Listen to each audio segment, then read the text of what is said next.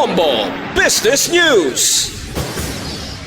Nagsaka sang 2% ang fisheries production sa Pilipinas sa second quarter ng 2026. Ini ang base sa Philippine Statistics Authority o PSA matapos ini nga naglabot sa 1.03 million metric tons salin sa 1.01 million metric tons sa ngayong quarter sang nagligad nga tuig. Sunod sa ahensya dako ang naging epekto sang commercial fishing, marine municipal fishing kag inland municipal fishing sa pagtaas na nasambit nga produksyon. Lakip sa mga isda nga may maayo nga produksyon amo ang tilapia kag ang tamodyos.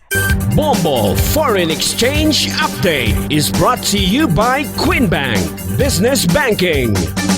Ini nga exchange rate, yan basa natin sa closing transactions. Ang Bankers Association of the Philippines sa BOP kag sa Bangko Sentral ng Pilipinas sa BSP sang Biyernes ang hapon. Wala sang transaksyon sa bilog nga weekend, magaresume na alas 9 subong nga aga. 60 pesos and 90 centavos ang baylo sang isa ka US dollar, 7 pesos and 74 centavos ang Hong Kong dollar, 47 pesos and 30 centavos ang Singapore dollar, 16 pesos and 17 centavos ang Saudi Real, 69 pesos and 95 centavos ang baylo sang isa ka euro.